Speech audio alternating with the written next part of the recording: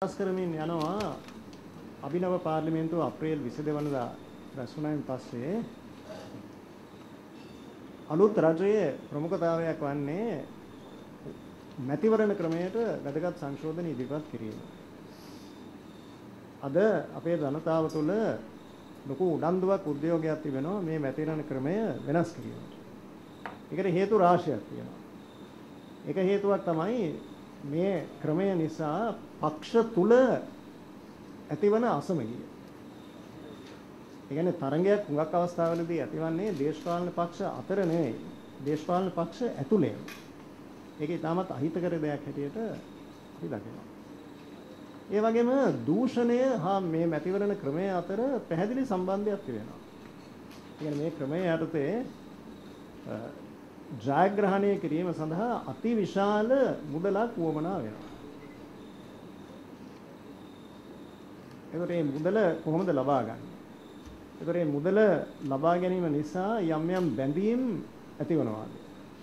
පොඩි මිනිහාට අවස්ථාවක් තියනවාද ඉදිරියට යන්න මේ ඡන්ද ක්‍රමය තුල? ඒ කියන්නේ එක ආසනයක් තරම් කරන්න බෑ, සම්පූර්ණ දිස්ත්‍රික්කයක් තරම් කිරීමට සිදු වෙනවා. අනෙක අතුරු මැතිවරණ නැහැ.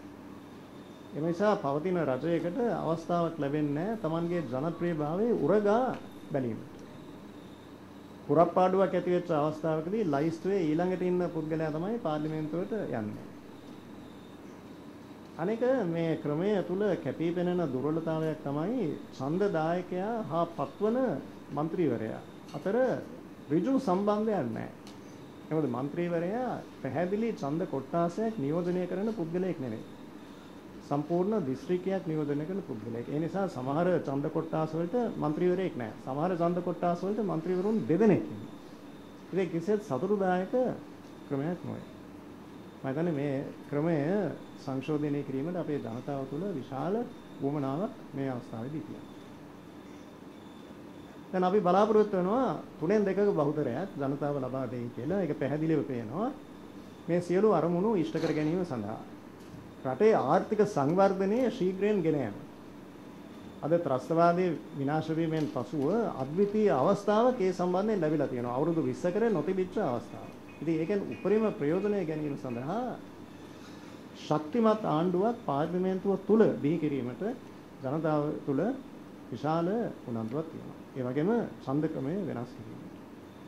දැන් 3/2 බහුතරයක් ලබාගෙන ඡන්ද ක්‍රමය වෙනස් කිරීමෙන් පසු අපි බලාපොරොත්තු වෙනවා තව යම් යම් සංශෝධන ආණ්ඩුක්‍රම ව්‍යවස්ථාවට කරන්න. අද පවතින දේශපාලන සංස්කෘතියේ යම්කිසි වෙනසක් කාලෝචිත බව හැමදෙනාම පිළිගන්නවා. ඒ නිසා අතිගරු ජනාධිපතිතුමාගේ අභිලාෂය වෙලා තිබෙන්නේ පාර්ලිමේන්තුවේ සියලුම മന്ത്രിවරුන්ට අවස්ථාව සපයා දීමට රටට හොඳක් වන පොදු අරමුණ සඳහා දියත් කරන වැඩපිළිවෙළවල් වලට ඍජු ලෙස දායක වීම. කියන්නේ දේශපාලන පක්ෂ අතර තියෙනවා යම් යම් විෂමතා. විවිධ ප්‍රතිපත්ති. ඒත් සියලු දෙනාටම පුළුවන් වෙන්න ඕනේ රටේ සුභ සිද්ධිය වෙනුවෙන් එක්කාසු වෙලා යම්කිසි වැඩපිළිවෙලකට අවතීර්ණ වීම.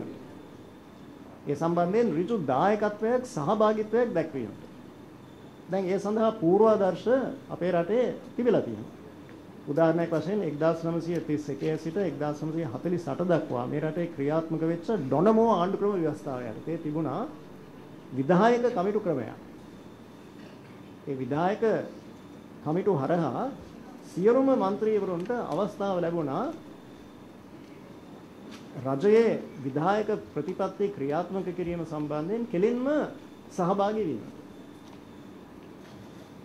ඉතින් ඒ විදිහට විරුද්ධ පක්ෂය නිසා සම්පූර්ණයෙන් ඈත් වෙලා ඉන්නේ නැතුව රජයේ වැඩ කටයුතු වලට සම්බන්ධ වෙලා රටට හොඳක් කිරීමේ අවස්ථාව සියලුම മന്ത്രിවරුන්ට සපයා දීම සඳහා අවශ්‍ය සංශෝධන ආණ්ඩුක්‍රම ව්‍යවස්ථාවට ඇතුළත් කිරීමට අපි තීරණය කළා කියනවා.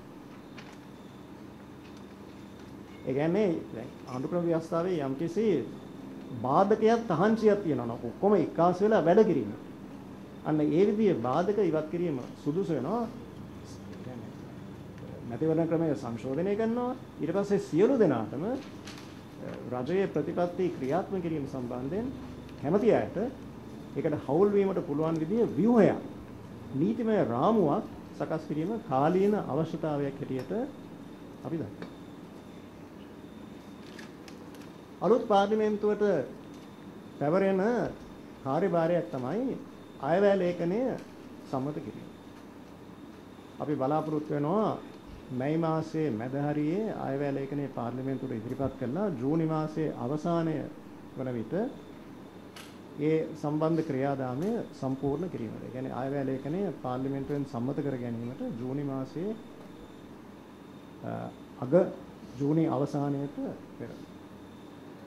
ජාත්‍යන්තර තලයේ වැදගත් දෙයක් තමයි සාක් සමුළුව.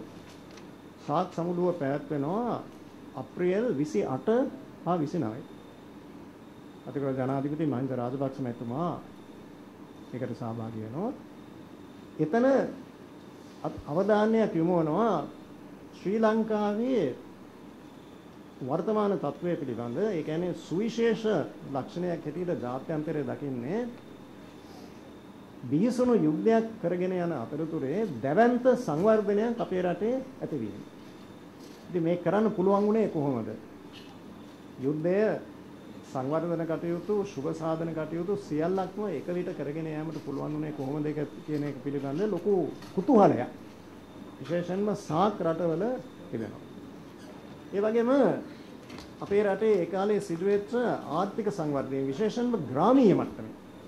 ඒ කියන්නේ දකුණු ආසියාවේ ඒ රටවල් වල තිබෙනවා ලොකු උනන්දුවක් ඒ පිළිබඳ ගැඹුරින් අධ්‍යයනය කිරීමට ගමේ සංවර්ධනය සිදු වුණු ආකාරය ගැන. ඒ සම්බන්ධයෙන් දියත් කරපු ක්‍රමවේද සම්බන්ධයෙන්. දැන් ඒ කාලේ මේ රටේ හැදිලා තියෙනවා පාරවල් කිලෝමීටර් 40000කට වඩා.